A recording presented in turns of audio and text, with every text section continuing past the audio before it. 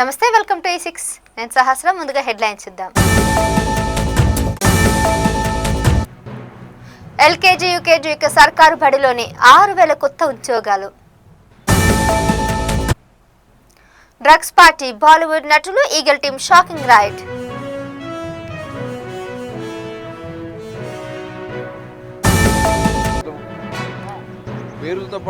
Amaravati versus మాఫిగన్ కొత్త వివాదానికి తెరలేపిన మంత్రి. అమెరికన్ బ్లాక్ హాక్ హెలికాప్టర్ పై ఇరాన్ క్షిపణి దాడి. మామిడి పళ్ళు కొంటున్నారా? జాగ్రత్త. ఇక వివరాలకు వెళితే తెలంగాణ విద్యా వ్యవస్థలో సరికొత్త అధ్యాయం మొదలు కాబోతుంది. అట్టడుగు వర్గాల పిల్లలకు కూడా కార్పొరేట్ స్థాయి విద్యను అందించాలనే లక్ష్యంతో ప్రభుత్వం ప్రీ ప్రైమరీ పూర్వ ప్రాథమిక విద్యపై భారీ అడుగులు వేస్తుంది. ప్రైవేట్ స్కూళ్లను వెళ్ళలేదని పేద విద్యార్థులకు ప్రభుత్వ పాఠశాలలోని ఎల్కేజీ యూకేజీ తరగతులను అందుబాటులోకి తెస్తూ విద్యారంగంలో విప్లవాత్మక మార్పులకు శ్రీకారం చుట్టింది. వచ్చే విద్యా సంవత్సరం 2026-27 నుంచి రాష్ట్ర వ్యాప్తంగా అదనంగా 3,000 ప్రభుత్వ పాఠశాలల్లో ప్రీ ప్రైమరీ విద్యను ప్రారంభించాలని ప్రభుత్వం నిర్ణయించింది. ఇప్పటికే 1000 పాఠశాలల్లో విజయవంతంగా నడుస్తున్న ఈ విధానాన్ని ఇప్పుడు మరింత విస్తృతం చేస్తున్నారు. బడ్జెట్లో ప్రకటించిన దానికంటే భిన్నంగా సుమారు 3,000 స్కూళ్లలో యూకేజీ తరగతులను ప్రారంభించేందుకు విద్యాశాఖ కసరత్తు ముమ్మరం చేసింది. త్వరలోనే డిస్ట్రిక్ట్ ఎడ్యుకేషన్ ఆఫీసర్లు డిఈఓ నుంచి అందిన నివేదికల ఆధారంగా ఈ పాఠశాలల జాబితాను ఖరారు చేయనున్నారు. రాష్ట్రంలో 12,700 గ్రామ పంచాయతీలు, ప్రతి పంచాయతీకి కనీసం ఒక పాఠశాలనైనా ప్రీ ప్రైమరీ కేంద్రంగా మార్చాలన్నది ప్రభుత్వ బృహత్తర లక్ష్యం. ప్రస్తుతం 1,362 పాఠశాలలు ఈ విధానం అమల్లో ఉండగా వీటిలో చిన్నారుల సంరక్షణ కోసం ఆయాను, విద్యా బోధన కోసం ప్రత్యేక ఇన్స్పెక్టర్ను నియమించారు. సమగ్ర శిక్ష ప్రాజెక్ట్ నిధులతో వీరికి గౌరవ వేతనాలు ఆయాకు 6,000, ఇన్స్ట్రక్టర్కు 8,000 అందజేయనున్నారు. తాజా నిర్ణయంతో మరో 6,000 మందికి ఉపాధి లభించనుంది. ఇక నగర ప్రాంత విద్యార్థుల కోసం Hyderabad core urban region economic cure పరిధిలో కూడా ఈ విద్యా విధానాన్ని ప్రవేశపెట్టనున్నారు.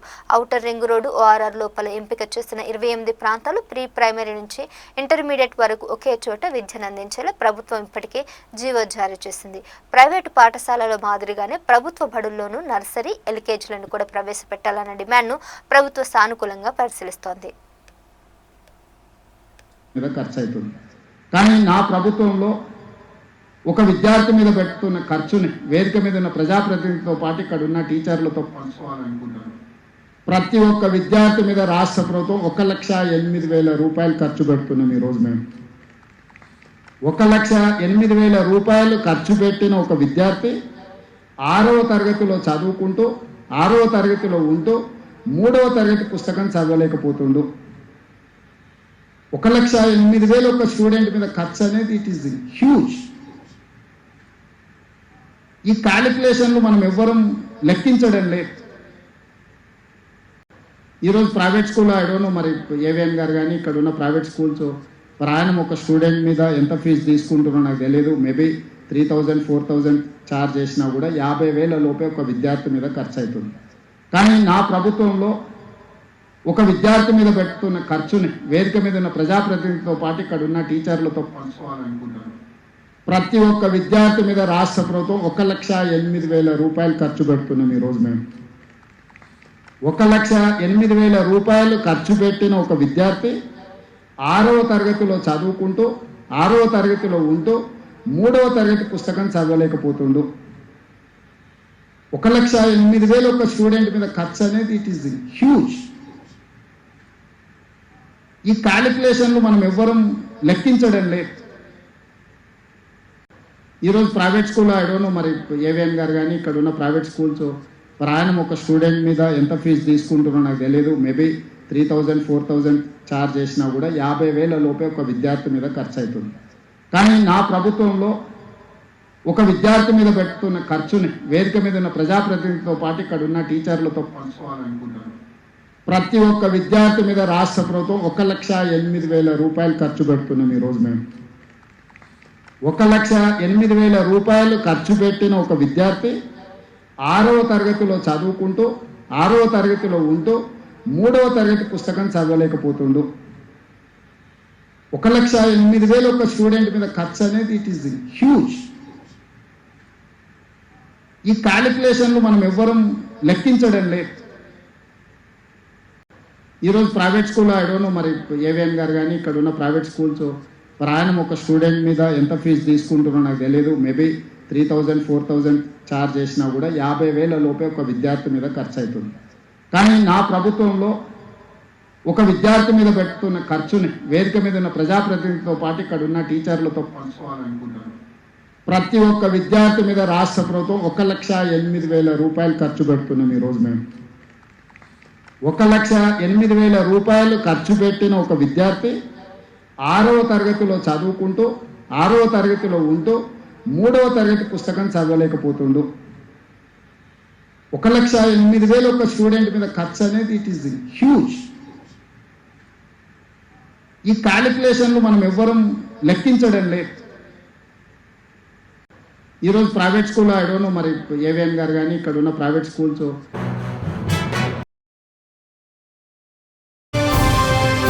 తెలంగాణ రాష్ట్రంలో డ్రగ్స్ పై ఉక్కుపాదం మోపడానికి ఈగల్ టీం శతవిధాల కృషి చేస్తుంది. రేవంత్ రెడ్డి ప్రభుత్వం డ్రగ్స్ ను కట్టడి చేయడంలో భాగంగా కఠిన చర్యలు తీసుకుంటుంది. ఈ క్రమంలో కాంగ్రెస్ సర్కారు ఏర్పాటు చేసిన స్పెషల్ ఫోర్స్ ఈగల్ గత కొన్ని రోజులుగా డ్రగ్స్ పార్టీలపై వరుస దాడులు చేస్తుంది. ఇటీవల కొండాపూర్లోని ఓ పబ్ పైన దాడి చేసిన ఈగల్ టీం డ్రగ్స్ పాజిటివ్ వచ్చిన కొంతమందిని అరెస్ట్ చేసిన విషయం తెలిసిందే. ఈ నేపథ్యంలోనే శనివారం మరో రిసార్ట్ పైన ఈగల్ టీం దాడికి చేసింది. శనివారం అర్ధరాత్రి గోల్కొండ పరిధిలోని చారిత్రాత్మక తారామతి రిసార్ట్లో ఈగల్ టీం ఆకస్మిక తనిఖీలు నిర్వహించింది. తారామతి రిసార్ట్లో ఏర్పాటు చేసిన జాక్ అండ్ జాన్సన్ అనే హై ప్రొఫైల్ ఈవెంట్లో భారీగా డ్రగ్స్ వినియోగిస్తున్నారని సమాచారం అందుకున్న ఈగల్ టీం పక్కా సమాచారంతో రంగంలోకి దిగింది. బాలీవుడ్కు చెందిన పలువురు నటులు కూడా ఆ పార్టీలో పాల్గొనగా ఈగల్ టీం అధికారులు డ్రగ్స్ తనిఖీలు నిర్వహించారు.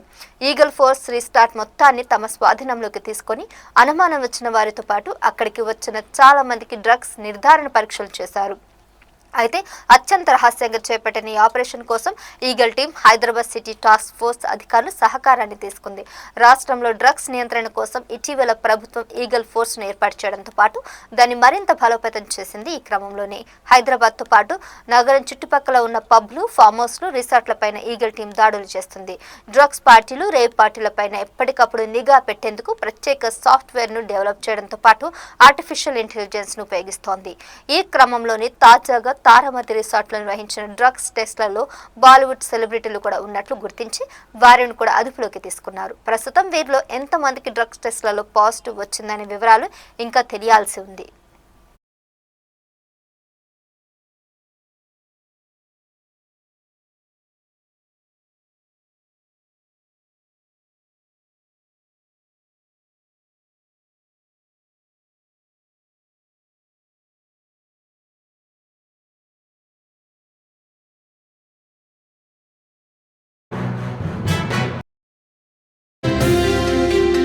అమరావతికి చట్టబద్ధత ఇస్తే రాజధానికి మావిగాన్ అని పేరు పెట్టాలనే వ్యాఖ్యలు ఇప్పుడు చర్చనీయాంశంగా మారాయి. అయితే అసలు మావిగాన్ అంటే ఏమిటి, ఎందుకు ఈ పేరు ప్రతిపాదన వచ్చింది, ఇది రాజకీయ స్ట్రాటజీనా లేక ప్రజల దృష్టిని మళ్లించే ప్రయత్నమా? అమరావతి రాజధాని అంశం చాలా కాలంగా వివాదాస్పదంగా ఉంది. ఒకవైపు అమరావతిని ఏకైక రాజధానిగా కొనసాగించాలని రైతులు, కొన్ని రాజకీయ పార్టీలు డిమాండ్ చేస్తుండగా, మరోవైపు 3 రాజధానుల కాన్సెప్ట్ ను ప్రభుత్వం ముందుకు తీసుకువచ్చింది. ఈ నేపథ్యంలోనే మంత్రి కొల్లు రవీంద్ర చేసిన వ్యాఖ్యలు మరింత హీట్ పెంచాయి. అమరావతికి చట్టబద్ధత ఇస్తే మావిగన్ అని పేరు పెట్టాలని ఆయన వ్యాఖ్యానించడం ఇప్పుడు రాజకీయ వర్గాల్లో చర్చకు దారితీసింది. ఈ మావిగన్ అనే పదం వెనుక అర్థం ఏమిటన్న దానిపై కూడా వివిధ వాదనలు వినిపిస్తున్నాయి. కొంతమంది ఇది రాజకీయ వ్యంగ్యంగా చేసిన వ్యాఖ్య అంటుండగా, మరికొందరు ఇది పూర్తిగా కొత్త ప్రతిపాదన అని చెప్తున్నారు. అయితే ప్రతిపక్షాలు మాత్రం ఈ వ్యాఖ్యలపై తీవ్రంగా స్పందిస్తున్నాయి. రాజధాని వంటి సీరియస్ అంశంపై ఇలా వ్యాఖ్యలు చేయడం సరైంది కాదని విమర్శిస్తున్నాయి. ప్రజల సమస్యలపై దృష్టి పెట్టకుండా పేర్ల రాజకీయాలు ఎందుకు చేస్తున్నాయని ప్రశ్నిస్తున్నారు. మరోవైపు ఈ వ్యాఖ్యలపై అధికార పార్టీ నుంచి ఇంకా స్పష్టత రాలేదు. మొత్తానికి అమరావతి రాజధాని అంశం మరోసారి రాజకీయ హీట్ పెంచుతుంది. మావిగన్ అనే పేరు చుట్టూ ఇప్పుడు కొత్త డిబేట్ మొదలైంది. ఇది ఎటువంటి మలుపు తీసుకుంటుందో చూడాలిక. ఆ రకంగా మాట్లాడటం అనేది ప్రతి ఒక్కరు కూడా ఖండించాల్సిన అవసరం ఉంది. పేర్లతో అధికారుల్ని బెదిరించడం, పేర్లతో పాటు కులాలు కూడా పెట్టి మాట్లాడటం అనేది గతంలో ఎప్పుడూ లేదు. ఇలాంటి నీచమైన సంస్కృతి తెలుసా అన్నారు. ఇది చాలా దురదృష్టకరమైనటువంటి విషయం. ఎందుకంటే ఇవాళ కులాలకి ఏం సంబంధం ఉంది? అధికారులు వాళ్ళ పనులు వాళ్ళు చేస్తారు, యాజ్ పర్ రూల్స్ చేస్తారు. కోర్టు డైరెక్షన్స్ ఉంటాయి. వాళ్ళని బెదిరించే కార్యక్రమాలు చేయడానికి వాళ్ళ వైఎస్ఆర్ పార్టీ దిగజారుతూ ఉంది. ఇవన్నీ కూడా మేము ఎట్టి పరిస్థితుల్లో ఉపేక్షించే సమస్య లేదు. ఇవాళ ఇంకా చాలా సమస్యలు ఉన్నాయి ఈ రాష్ట్రంలో. ఇవాళ అమరావతి చట్టబద్ధత చేయగలిగాం. యావత్ భారతదేశంలో ఉన్నటువంటి అన్ని వర్గాలు, అన్ని పక్షాలు పార్లమెంట్లో ఏకగ్రీవంగా ఆమోదిస్తే వాకౌట్ చేసి వెళ్ళిపోయినటువంటి ఒక దుర్మార్గమైనటువంటి వ్యక్తి జగన్మోహన్ రెడ్డి, వైఎస్ఆర్ పార్టీ. అలాగే రాజ్యసభలో కూడా మరి ఏం మాట్లాడుతున్నా వారికి తెలియట్లే. ఇంకా పైగా అమరావతి పేరు కాదు, ఏదో మావిగన్ అంట. ఏం మాట్లాడుతున్నాడో మరి ఇవాళ ఒక కామెడీ పీస్ అయిపోయాడు జగన్మోహన్ రెడ్డి నిజంగా. అయితే రాజకీయాలు ఇప్పుడు మాట్లాడకూడదు, కానీ ఈ రాష్ట్రంలో ఉన్నటువంటి ప్రతి పౌరులు ఇవాళ కూటమి ప్రభుత్వం ఒక చిత్తశుద్ధితో పనిచేస్తూ ఉంది. అన్ని ప్రాంతాలను కూడా అభివృద్ధి చేస్తున్నాం. ఇప్పుడు ఉత్తరాంధ్ర ఉంది, ఉత్తరాంధ్ర సుజల స్రవంతి ప్రాజెక్టు కానీ, అక్కడ కావాల్సినటువంటి ఇండస్ట్రీస్ కానీ, భోగాపురం ఎయిర్పోర్ట్ కానీ, అలాగే ఆర్సెలర్ మెట్టల్ కానీ, డేటా సెంటర్ కానీ, ఇవన్నీ వస్తాయి. అలాగే రాయలసీమ ఏరియాలో ఇప్పుడు తిరుపతి శ్రీ సిటీ కానీ, క్రిస్ సిటీ కానీ, ఇవాళ అనేక సంస్థలు వస్తున్నాయి. ఆటోమొబైల్ ఇండస్ట్రీస్ వస్తున్నాయి, ఎలక్ట్రానిక్ సిటీస్ వస్తున్నాయి. అన్ని ప్రాంతాలని కూడా సమూలంగా డెవలప్ చేయాలనేది ఈ కూటమి ప్రభుత్వం యొక్క సిద్ధాంతం. దానికి తగినగా ముందుకెళ్తాం. ఇలాంటి కుటిల రాజకీయాలు చేసేవాళ్ళని మేము లెక్క చేయం. మా పని మనం చేసుకుని ముందుకెళ్తాం. అధికారులు ఒక్క సంఘటన ప్రపంచాన్ని మూడో ప్రపంచ యుద్ధం దిశగా నడిపిస్తుందా? అమెరికా సైన్యంలో కీలకమైన బ్లాక్ హాల్ హెలికాప్టర్ ఇరాన్ గగనతలంలో మిషన్ నిర్వహిస్తున్న సమయంలో క్షిపణి దాడికి గురైంది. ఈ ఘటనతో ప్రపంచవ్యాప్తంగా టెన్షన్ అలారం మోగింది. ఇరాన్ వైపు నుంచి వచ్చిన ప్రకటన మరింత సంచలనం సృష్టించింది. అమెరికా హెలికాప్టర్లను కూల్చేశామని క్లెయిమ్ చేసింది. అమెరికా మాత్రం ఈ ప్రకటనను పూర్తిగా ఖండిస్తోంది. హెలికాప్టర్లు దెబ్బతిన్నా తమ సైన్యం సురక్షితంగా బయటపడిందని చెప్తోంది. ఈ దాడి వెనుక అసలు కారణం? ఇరాన్లో కూలిపోయిన అమెరికా యుద్ధ విమాన పైలట్ను రక్షించేందుకు జరిగిన సీక్రెట్ ఆపరేషన్. అదే సమయంలో ఇరాన్ ఎయిర్ డిఫెన్స్ యాక్టివ్ అయి మిసైల్ దాడితో ఈ ఆపరేషన్ను టార్గెట్ చేసింది. ఈ ఒక్క ఘటనతో అమెరికా ఇరాన్ మధ్య ఉద్రిక్తతలు పీక్కు చేరుకున్నాయి.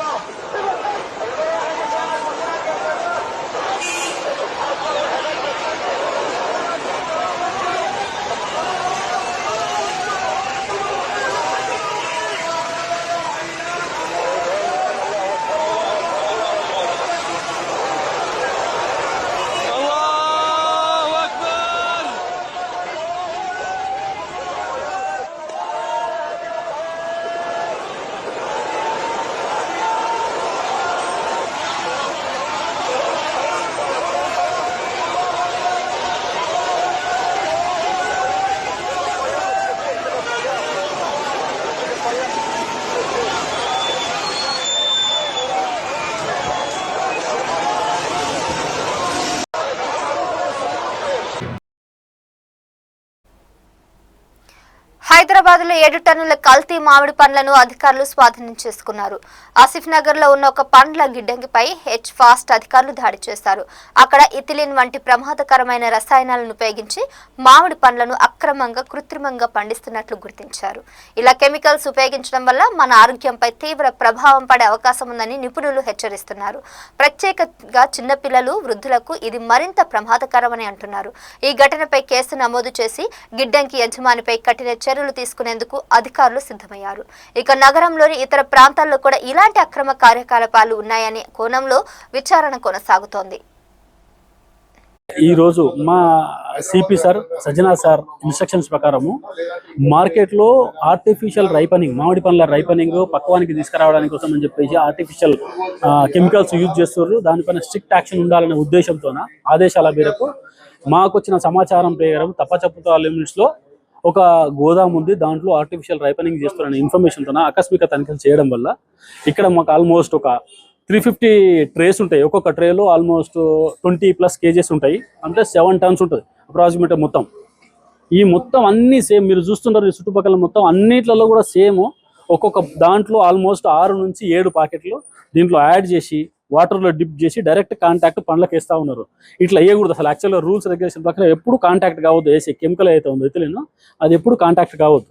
కాంటాక్ట్ అయిందంటే ఇమీడియట్గా ఆ పండుకు అది యూజ్లెస్. దానివల్ల ఎవరైనా తింటే పబ్లిక్ హాని అవుతుంది, వాళ్ళకు ప్రాబ్లం వస్తుంది.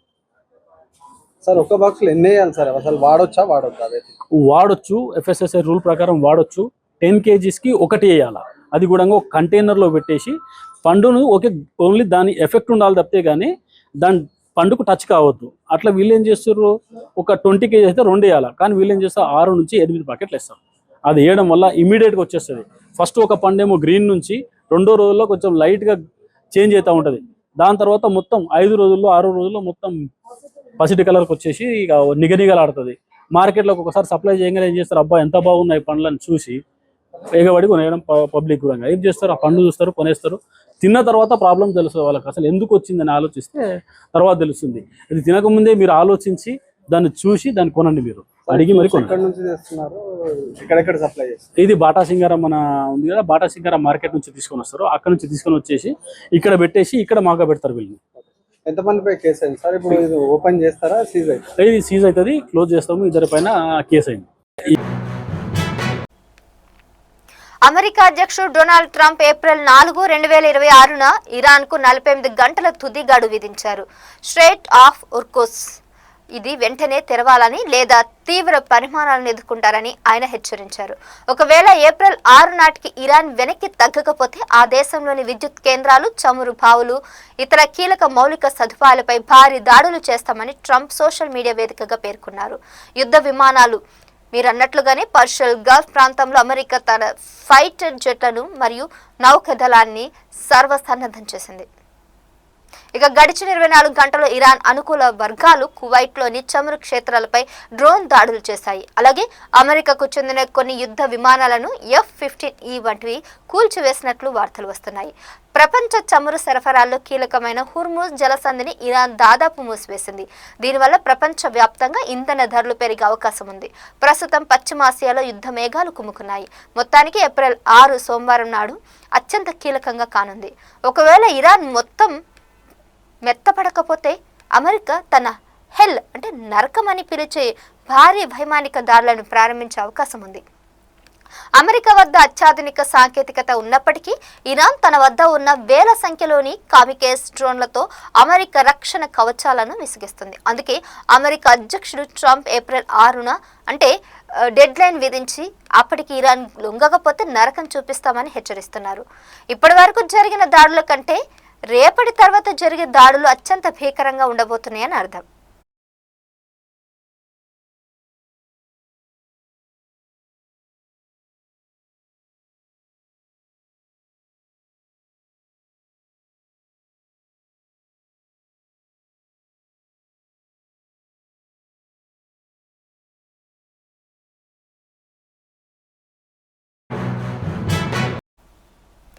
తూర్పుగోదావరి జిల్లా తుని పట్టణంలో సామాజిక బాధ్యత వెలువరిసింది.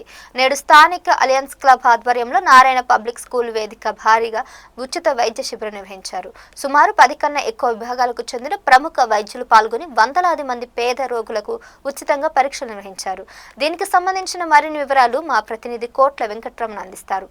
తుని పట్టణంలోని ప్రజల ఆరోగ్యంపై శ్రద్ధ వహిస్తూ అలియన్స్ క్లబ్ ఒక గొప్ప కార్యక్రమానికి శ్రీకారం చుట్టింది. ఈ నెల 5వ తేదీన స్థానిక నారాయణ పబ్లిక్ స్కూల్ ప్రాంగణంలో ఏర్పాటు చేసిన ఈ మెగా మెడికల్ క్యాంప్కు ప్రజల నుంచి భారీ స్పందన లభించింది. కేవలం వైద్య పరీక్షతోనే సరిపెట్టుకోకుండా ఈ శిబిరానికి విచ్చేసిన సుమారు 300 మందికి నిర్వాహకులు భోజన సౌకర్యం కల్పించి తమ ఉదారతను చాటుకున్నారు. తుని పట్టణ ప్రజల సంక్షేమం కోసం అలియన్స్ క్లబ్ చేస్తున్న ఈ కృషిని స్థానికులు అభినందిస్తున్నారు.